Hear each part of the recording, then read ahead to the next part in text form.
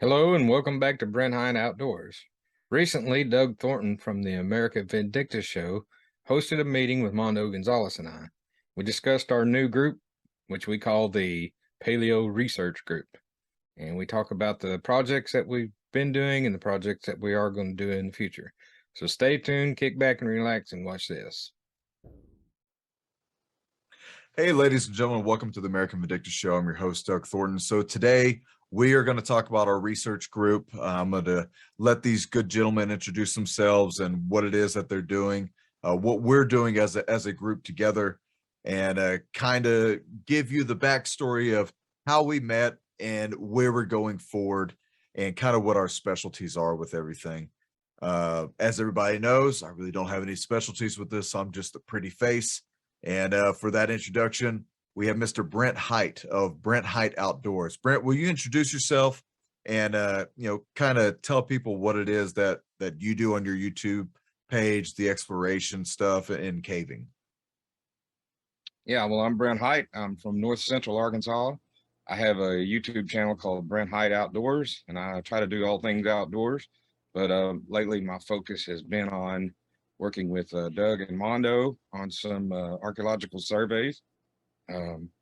We've been going in some mound sites. We've been going to some caves, and we've been having a lot of fun and learning some new stuff. We're going to a few different states, and I've had a lot of fun working with you guys, and I hope to continue to do this. Yeah, absolutely, man. Mondo, what's up, Mondo? Everybody knows what Mondo is. You know, I don't know how I got here, honestly.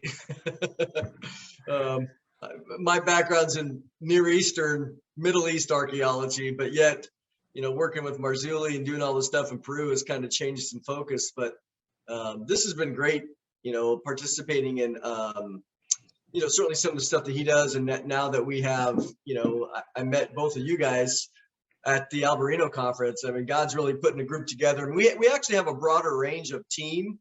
Because we have a couple different teams that we're connected with. I know we've been doing some stuff with Albarino and as well as Marzulli, and so we have all these other. What I like is we have all these other people that are involved at different distances and different areas geographically. So it's kind of fun. Yeah, I think the interesting part about this is that I've never done caving. I've never been at archaeological digs. Yeah, that's never been my job. For 15 years, I carried a gun for the government and like exclusively just that. And I did some other things here and there. But, I think it's cool because for me, it opens my eyes. For one thing, if you've never been in a cave before, that's a cool experience. That's a next world experience to be in a cave.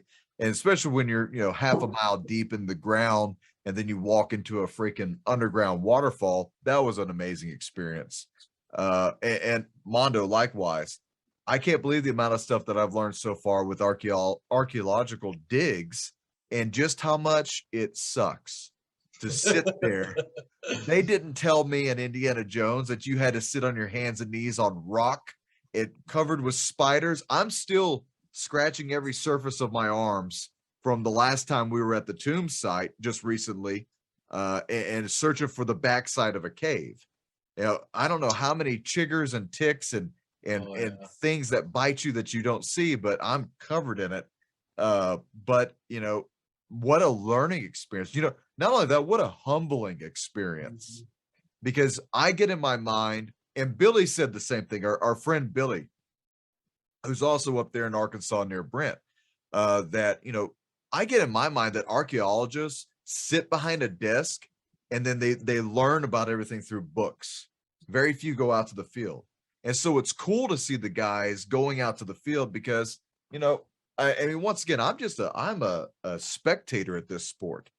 I'm not into caving. That is Brent's thing. I don't know what to do in a cave except to walk around and ooh and awe and bump my head into stuff. And I don't know anything about archaeology. So, to pair you two guys up and watch you go at it, it's pretty cool. And I'm just along for the ride as a commentator. That's really all I am at this point. But I think between what L.A. Marzulli is doing, the research Timothy Alberino is doing, and now we are doing our own independent research because we are our own independent research group. It's cool to see the guys get into the field and to get out from behind the webcams and the conferences and to see the guys getting in the field and getting their hands dirty. I think people appreciate seeing stuff like that. What I find fascinating is that you might take a guy that's got a PhD and whatever in, let's say, Mississippian culture archaeology, but yet when we go talk to, again, our guy Billy, who's a local, he's been digging in these areas for 30 years. I mean, you show him a point, arrowhead point, and he knows, oh, this is from this time, this way, this is from this location. And just the photographic memory and the encyclopedic memory from some of these local people, again, it's a matter of, yeah, he might not have the academic background, but he's been in the field. It's like, oh yeah, I dug that cave up, and I dug over here, and I dug that up, and so he knows even the specific layers. He goes, yeah, if you go into this cave and over there, this is where this layer is. So to me, it's been awesome to just join with some of the local people, and obviously we're always looking for more local people. We're not looking for goose chases here, but so many people have contacted, especially Brent. Brent's kind of the leader in that regard, but giving us the insight into some of these places. Like, oh yeah, when I was, yeah, I know my Uncle Joe's cousin or whatever, they pulled out an 8-footer from this cave, back whenever. And he's able to take us to these places. To me, this is just tremendous. Brent, what is it? Why do you think in the areas that you're at in Arkansas, there are so many rumors, lore, legends, myths about giants in caves, from the mound builders to even, people from 20, 30 years ago? Will say, oh yeah, like your cousin. Oh yeah, I remember when we were kids, there's one out here in this field that they excavated and then it just disappeared. Why do you think that's so prevalent within your area? Well, for one, I think this area was heavily populated at one time. And the reason that we have the lore and the stories that we have now was that we can pull up and find where people actually reported having done this, dug up skeletons or seen abnormalities in skeletal remains and different things. So there's actually some historical facts, so to speak, that makes this lore surface, so people remember things. Just like when I first started into this, I went to an antique store in a small town north of me, and the man had a lot of artifacts there, but he remembered the archaeological dig that the university did in the 1970s, early 1970s. And he remembered his father and grandfather talking about 7'4" skeleton in one cave that we went to. They actually saw it. They had it in local newspapers. The fact that this place was populated, the fact that we have some kind of information written up or documents that we can refer back to, is the reason for why we have the lore that we have today. Locals always want to know about their local area. You always want to know the history of where you live.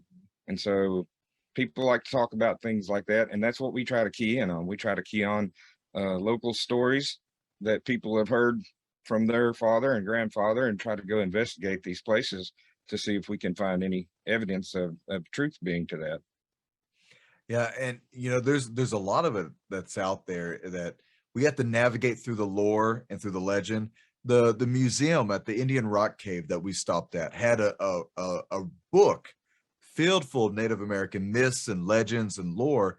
And you were talking to the museum curator, and Mondo and myself were over here, and we're taking pictures of all the different artifacts, the big, huge, round stones that were found just randomly everywhere.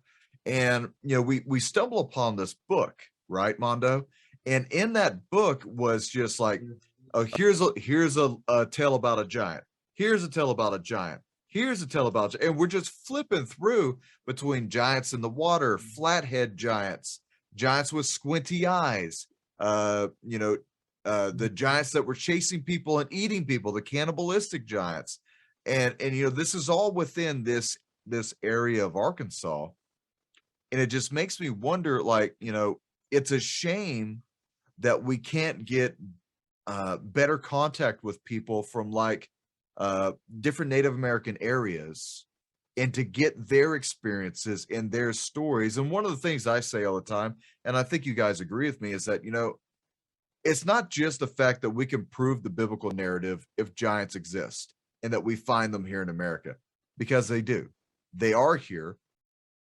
And you know, it helps to prove the biblical narrative, which is key. It's our number one goal, right? It's number one goal. However, the Native American lore and myth and legend to be proven accurate. And then for us to say, oh, by the way, it was these guys, the elites of the elites over here in education and in government, who destroyed your places, who took your myth, your legend, your lore, and they suppressed it. That helps us with the credibility with people, that we're not here to artifact find, because we don't take artifacts. We're here for the truth. We hunt down the truth, right? So it helps our credibility when people know we're not treasure hunters. We're searching for the truth, you know. And I know you have a little bit of a story about the Smithsonian, Mondo, that you wanted to update us on. You want to go ahead with that? Well, you know, I want to reaffirm what you said in that even when we were down with Billy in one of the caves, him and I were in this long tunnel and heading somewhere, and then we came back out because we weren't quite ready to go all the way back. But here we were coming out of this tunnel, and you guys were at the front of the cave, and you were walking in, and Billy looks down, and he moves my foot out of the way, and he pulls up this this point, and which I go, oh wow, look at that. And he goes, oh wow, this is like a once in a lifetime find.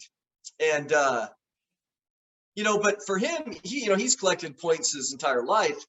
But for me, I'm interested in the knowledge, and I think that's important to remind everybody that we aren't looking to get rich. We're not looking for treasure.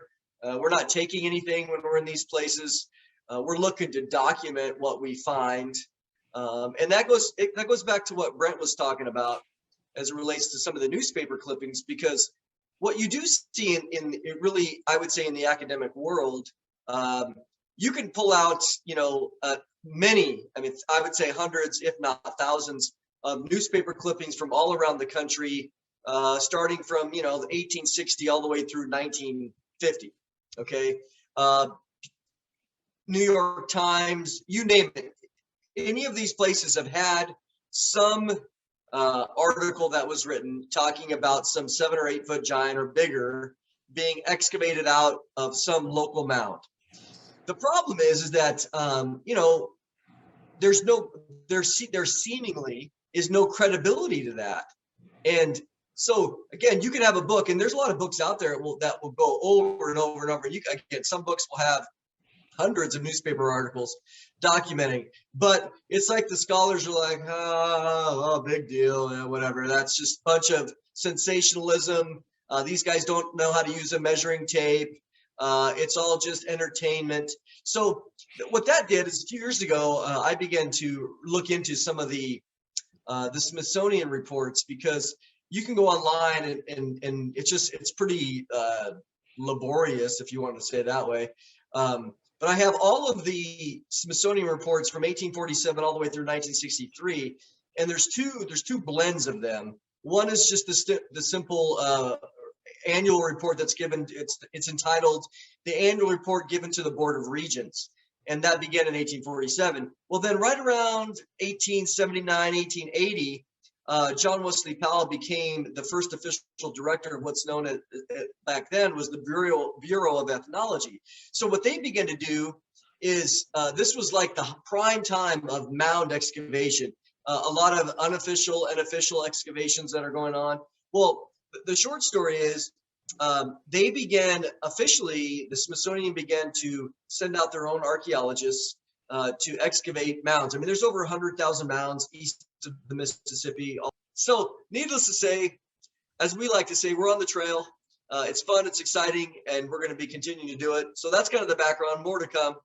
Brenton, you got anything to add? Because I'd like for you to tell people about caving, and update people kind of where we're at with the caves in Arkansas and what it is that we're expecting to find, and also just to let people know how dangerous it is. Because one day you're going to have to do a gear review. You and I are going to do a gear review on the proper things to take into caves, like the last time we did that we did not take the proper gear. But you know, mistakes happen whenever we're trying to get into something to see something. But talk to us about caves. Well, first of all, I'd like to add something to what Mondo said. Even our president Abraham Lincoln started a speech off one time talking about the extinct race of giants whose bones fill the mounds of North America today. There's another credible person speaking about a race of giants, but this is back prior to the things that are taking place where things starting to get covered up and later in time. So it seems as if when you read these newspaper articles from way back there, that these people, they're speaking of this as if this is common knowledge. These things are coming out in the newspaper, and then there's this frenzy that starts up, and a lot of these people start going exploring these mounds on their own and not documenting anything, and they're looting is what they're doing, and they're collecting artifacts because there's a value to these things, and the times were hard, and so they're going to do what it takes to make some money. And so this popularity of this stuff, everybody knew it was true. A lot of people were going out finding evidence. Then it seems like it gets to a certain point and this stuff starts getting covered up. Having said that, going to the caving, I got introduced to caving several years ago. I had no interest in it whatsoever, never thought that I would want to enter a cave until I visited a national park. There was this guy, he was dressed up like a ranger. He was a park ranger of some sort. He was walking around, he had a clipboard, and I seen him talking to my sister and my niece. He signed something on the clipboard and then he walks off. So I walk over to my sister and niece, and I'm like, so what did that guy want? And she said, he's a park interpreter. He's giving a cave tour tomorrow, and he's trying to find people that want to go check out a cave. And she's like, do you want to go? And I was like, yeah. She goes, run over there and catch him. I think he's got more spots available. So I walk over and talk to this guy, and I sign up for the cave thing. Well, we take this 2.5 mile walk through the woods the next day, and it's hot, and this guy's real fast paced, and we're all trying to keep up. And we come to this little bitty hole in the ground, and he goes, here's the cave. And we're like, what? And he's like, this is the cave. And so we get down on our bellies and we belly crawl head first down into this hole. And, you know, he goes first, so we follow.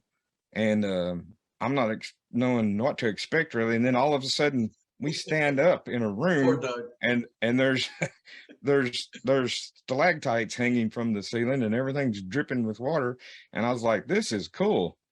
And so after this camping trip, we go home, we talk about this, and we share pictures with each other. And I was like, I'm gonna go back up there and talk to that guy again. I've got some friends that might want to do this. And he said there was another cave that we could go to. So I ended up driving back up there and meeting with this guy, and him and I become real good friends. His name is Chester Beck. I hope to introduce both of you to him soon. But he taught me what I know about caving. And yes, Doug, it is dangerous. As you guys experience, things can get real slick. You can lose your footing in a hurry. And I told you guys that day, I broke all my own rules. We didn't have on the proper equipment our first day in up there. I did not expect, I mean, I'd been in the cave that we initially went to before, and I knew that we could stand up in that. I didn't know about the other room at that time in that cave. But then we went to a second cave, which I had been into also. And but I hadn't been as far back as we went that day. And so we just left our gear in the truck, basically. I didn't think we would need it because I had stood up in both of these places before. And but we actually ventured in a little farther, and once we got to where we were crawling, I was like, we should have proper gear on. We don't need to do this again. So my friend Chester is he's what I call a master. He has mapped caves. He has found new cave systems. He's been hired to document caves. He's worked for the federal government in caving. He's done bat surveys. I mean, this guy, he knows that he's actually amateur geologist, actually. He doesn't have a degree in it, but he knows a lot about geology, and he's biblical based. He showed me evidence of backflow in some caves that proved that there was a flood at some point and the water receded back down into the earth. I thought that was pretty cool. He showed me a track that's in rock. It was mud at one time, but of a short-faced bear, which is an extinct bear that once lived in the Ozark Mountains, a huge bear. These things stood 12, 15 feet tall. That was really cool. But when you go caving, you need to have proper lighting. He taught me things like what to carry in your pack. We carry a garbage sack, a big hefty garbage sack, not only to pick up trash in, but you can put this garbage sack around you and you can light a candle and stick it between your legs and sit in the sitting position there with this bag over you, and you can keep yourself from getting hypothermia. Our caves in North Arkansas stay a pretty much constant temperature of about 52 degrees year round. But if you're in a cave long enough, that's enough of a low temperature to cause you to develop hypothermia. So we carry webbing. It's 2,500 pound test. Each person has 25 feet of this in their bag. And in the event that somebody falls and slips down maybe 40 or 50 feet, we can tie our webbing together and hoist somebody out of the hole with it. There's just, we carry water, we carry food, we carry multiple sets of lights. I mean, you want lights, you want extra batteries. If something were to happen and you were to get trapped in there, it'd be nice to have some food. You can survive quite a while without food, but you have to have water, and there's water in the caves, and we have ways to filter the water. You know, some people think that most people assume that if water's coming out of the ground, out of the spring, that it's pure, but you treat all water as if it's contaminated, and especially in caves, because caves are actually like an underground sewer system. There's bats in caves, so you have guano in caves, and you have different animals living in the caves that put waste into the water or whatever. So you can't, just because you're underground and you got water bubbling up doesn't mean it's pure. Another thing that he taught me that we always practice is when you go into a cave, you call somebody who knows where that location is. Tell them you're going to be there. Tell them what time you expect to come out, and they know if you don't call them at the expected time that you are supposed to come out, then they need to come looking for you. So the cavers, now there's you have what people like to say spelunking. Spelunking is a practice that takes place when speleologists get together and study a cave. Cavers are more, I'm going to say, hardcore than that. A lot of times they call cavers to go get spelunkers when they get stuck. But I shared a video with you guys the other day. It was some extremely hardcore, really tight places, and there was a lot of avalanche potential in these caves. Those guys were crazy in my opinion, but they were what you would call a caver. They were hardcore. I don't do stuff that hardcore. I've been in some really tight places, but if there's a lot of loose rock and some 30-foot drops underneath that loose rock, I'm not going in it. But caves are fascinating, but you do have to consider your safety, and you shouldn't attempt this unexperienced. I've been back a mile or so deep in caves, probably mile and a half maybe.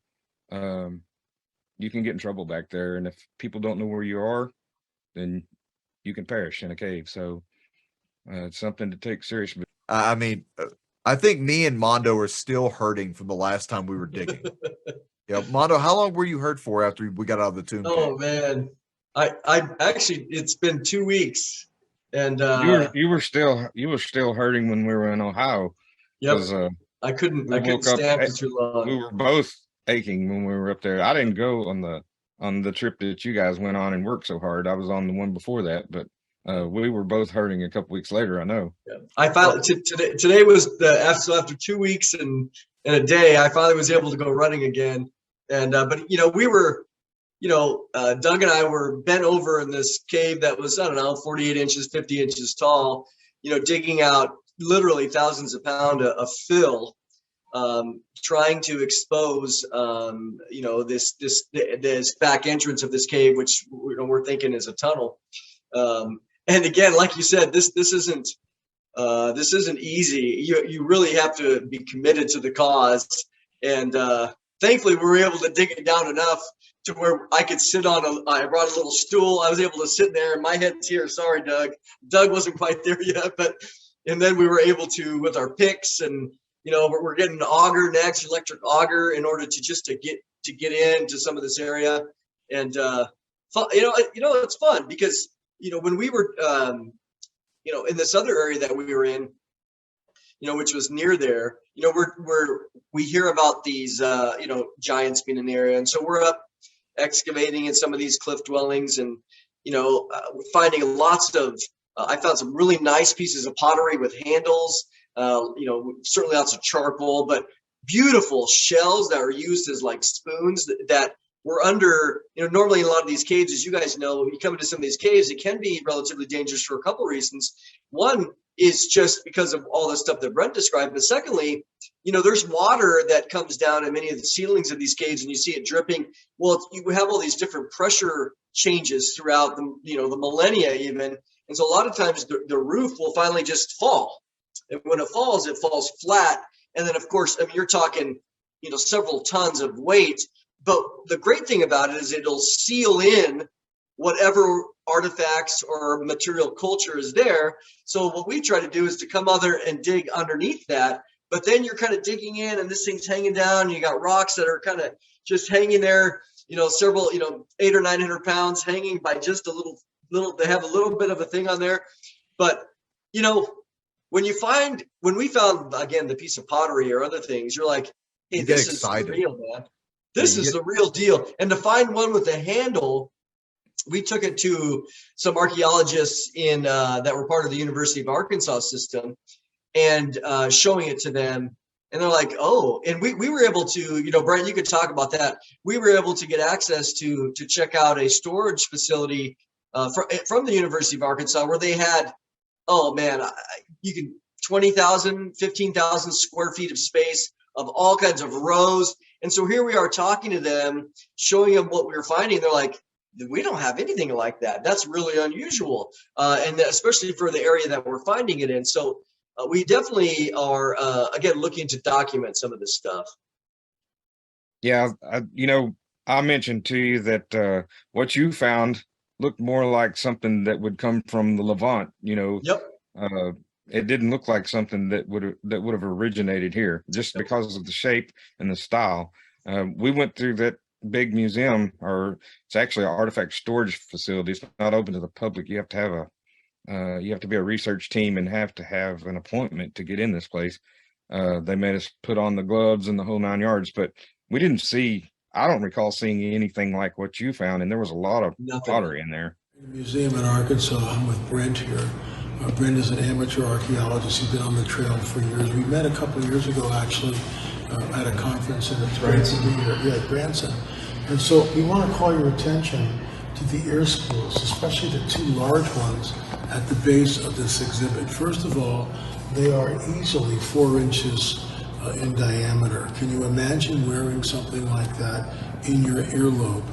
Yeah, but if you're a 9-footer or an 8 or a 9-footer, they'll fit perfectly. And we know that these came from a spiral mount, and we also know from the historical record that 8, 9, maybe even a 10-footer were taken out of spiral. Brent, your thoughts when you see this? Yeah, it was also a major trade hub in the United States. So artifacts came from the East Coast, the West Coast, from South. They found artifacts at Spiro. It came from everywhere because it was a major trade hub. But what kind of people came there to trade? What people originally lived there versus who came to visit. Somebody that came to visit may have wore stuff like this. Which is unbelievable. Right. I mean, these ears. We found or what they showed us was some gigantic. I put my hand up next to it, and it was easily this tall. And so the typical answer when something is big, and she said it herself. Oh, this certainly wasn't held by a normal person, by a normal man. So the It typical. was ceremonial, is what she said. There it is. It's like the magic. Oh, it was Ceremonial. Now, there's no doubt that there are ceremonial objects, Right. but this thing didn't look ceremonial. It looked like it had activity. Right. It was As- crude. as- Most ceremonial pieces are perfect. You know, Yep. it's the best of the best. And sometimes it is larger than normal, but this piece looked like it was designed to kill a mastodon or something. I mean, it Yeah, it was was huge huge. to hold this thing or to carry it or, you know, to throw it. Do we want to talk about the strange skulls that were in the museum?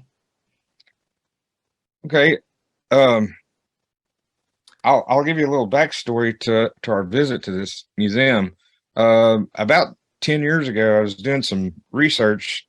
I was actually researching the cave that you and I, or both of you guys and I, visited first, the one we call the IRC cave, and that's the one that has the writing on the wall, which I believe is Ogham, and I illustrated that in my first video in Exploring in Arkansas series, episode 1, and I think Doug has a video out with some of that on there.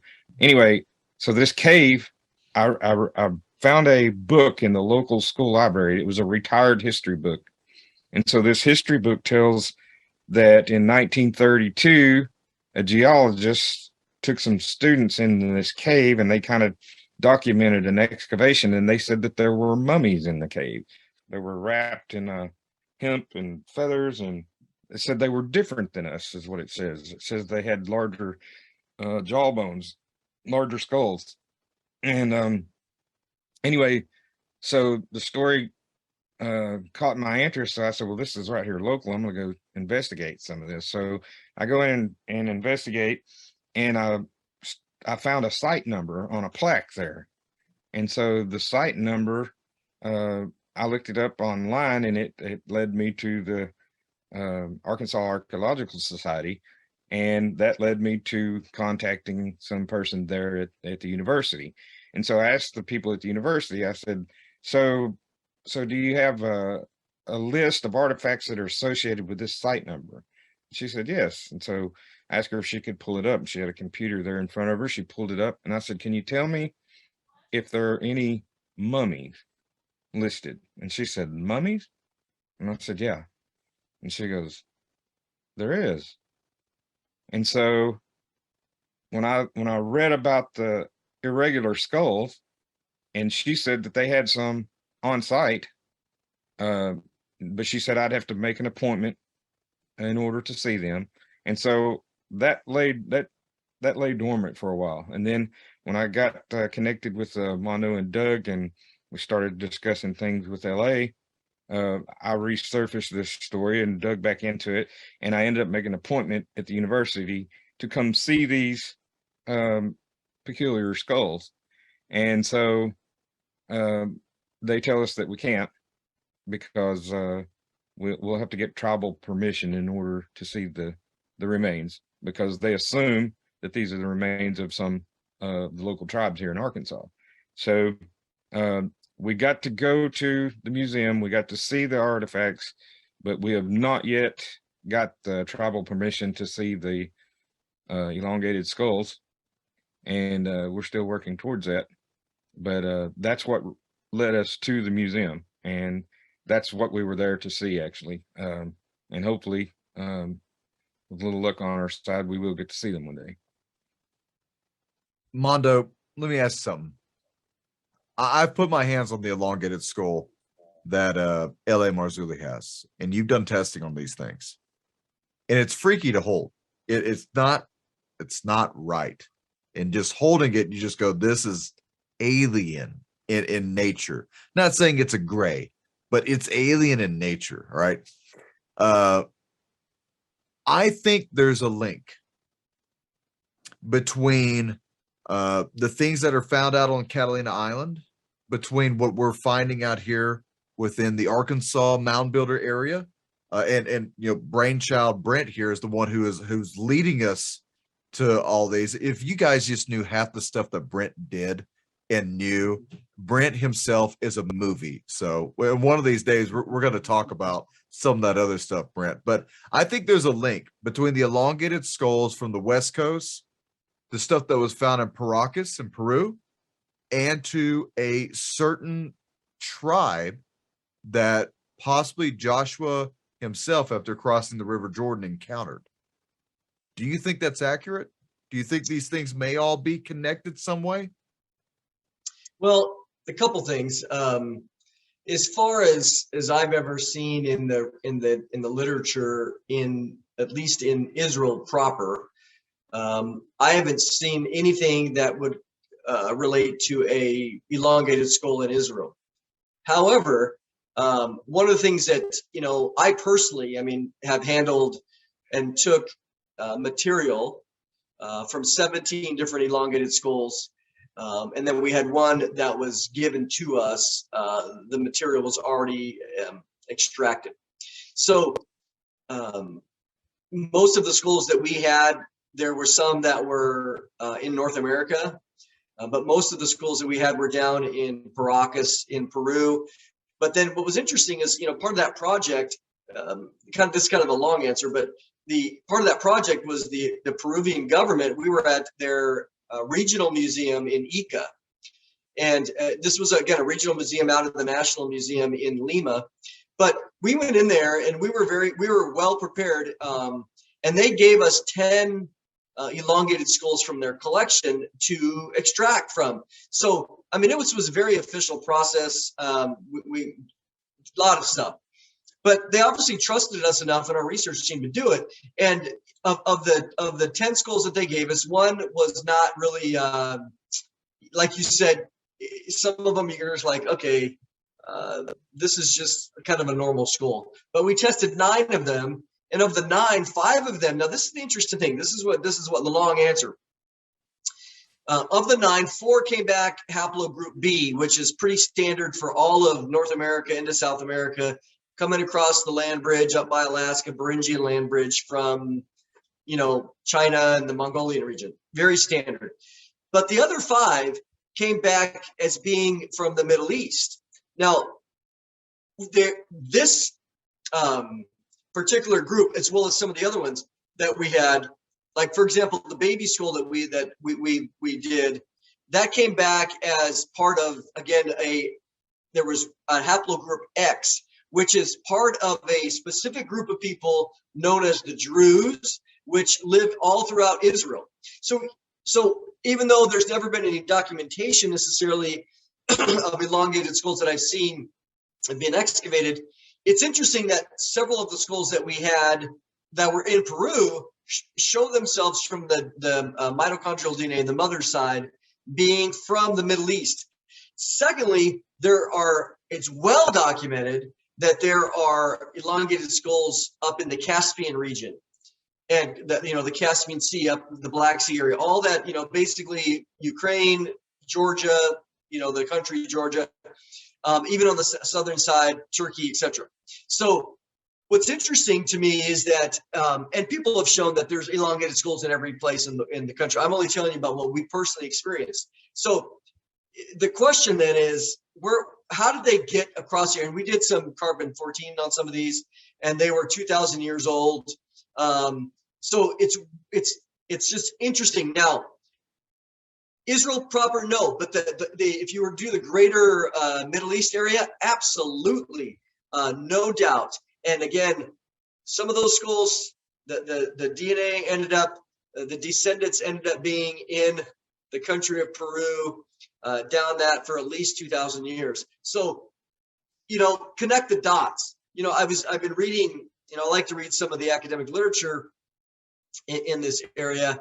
And, this isn't the only, there have been other groups that have done, especially from UCLA, that have done some DNA testing of the Paracas skulls, as well as the Nazca culture. We've all heard about the Nazca lines, that you can see from the sky.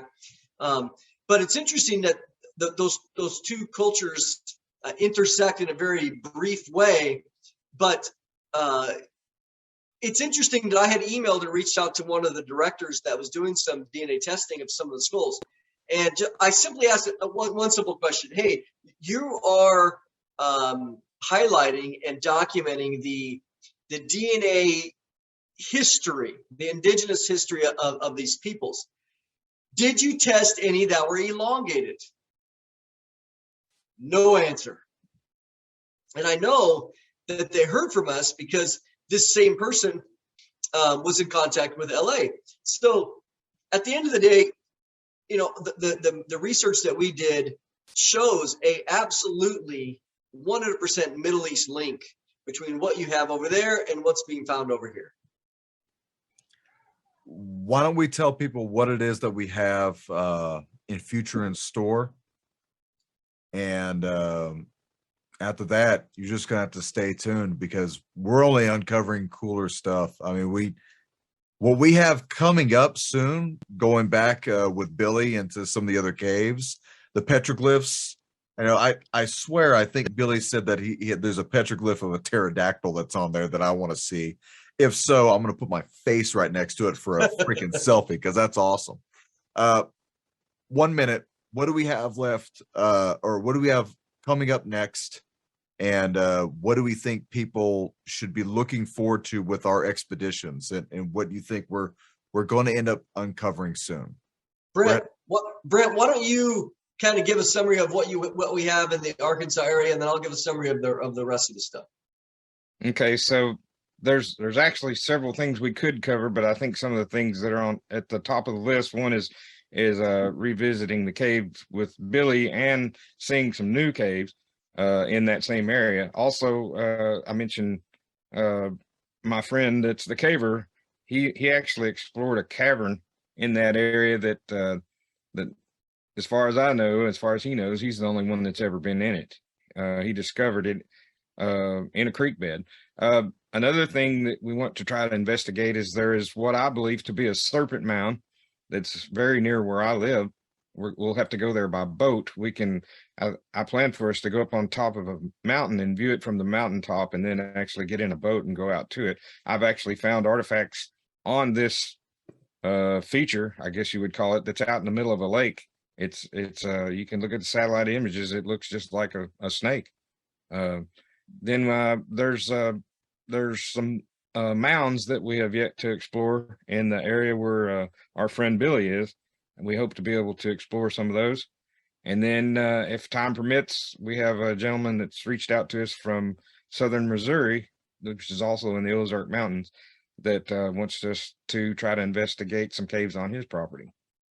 Yeah, I mean, we have Brent and I were in Ohio just a few weeks ago, and we did, again, as we mentioned, we did some stuff at the Great Circle Mound. We were at the Octagon Mound, and we were studying some of the archaeoastronomy there, and that's definitely we're currently at a cave that's in eastern Oklahoma that is what we're calling a tomb cave, potential vault cave, because one of the fascinating things about this particular site is that when you get back in the recesses of the cave and you look out, we're able to take some compass bearing readings and headings, and we were able to connect that with some software, astronomy software, and see that you know, on the summer solstice, as the sun sets, the light shines directly into the backside of this cave. I mean, it's pretty fascinating. We're you know, when we were in Ohio, we were excavating. We're doing some test pits on a mound there, which kind of ended up being a bust. There's a lot of things that are just hills. Okay, they are. But we have another 2 or 3 mounds that we're looking at in the Ohio area. Ohio is well known. There's over 20,000 mounds in Ohio itself. So we have a variety of things that we're looking at. Again, what's the goal? The goal is just to document and to research and to take pictures and to take measurements and to show the magnificence of some of these, especially the astronomy and the mathematics of some of these places that are far beyond even, again, you know, one person on our team, she's Native American. And she's like, we don't have this stuff in our history, in our oral history. So we're able to interview her. We did some stuff with the Newark Holy Stones, and not saying that they're real, but we did some documentation on that, some study of that back and forth. So we're you know, it's exciting times. You know, I look forward to cooler temperatures because it was brutal over the summer trying to do this. And in some of these places, we have a time limit. because when the rain season comes back, like at the Tomb Cave, we may lose every bit of progress that we've made.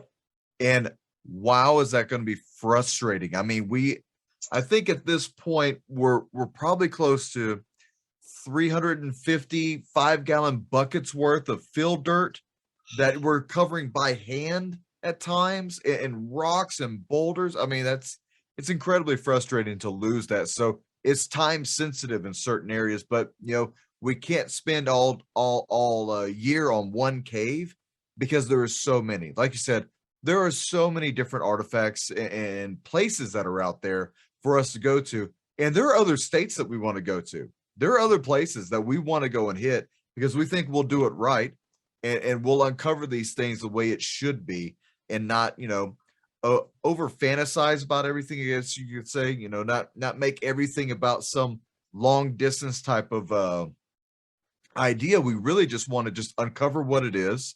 Having the fact that, Brent knows everything about caves, that makes me feel better, makes me feel safer. All right. Yeah, Because Brent is the safety guy, and when Brent sees, me and Mondo crawling around like a couple of kids, he has to, pull the reins back occasionally, and it's good to have that. But it's good to have the astroarchaeology part of this, to see how things lined up in the Tomb Cave. And I mean, you called it the night before. We're sitting at your dinner table. We're taking measurements to see what we think it is. We're drawing up little diagrams of what possibly the shaft from the Tomb Cave could be and what it could be relatable to. I feel like I'm Indiana Jones again. It's given me a new reason to want to get up and break my back all day inside a place that I'm not meant to fit in. So I'm enjoying it, fellas. I think we're going to have a lot of cool content to come, and that's going to be starting here soon within the next couple of weeks, right? We're going to be at it again. Yep. So you're going to see a lot more of our pretty faces. We're going to have a lot more of the videos of caves and other places that Brent has lined up for us. Brent Height at Brent Height Outdoors.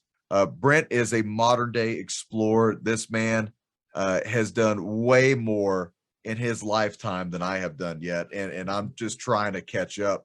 And Mondo Gonzalez of Prophecy Watchers, and everybody should be very familiar with Prophecy Watchers and Mondo.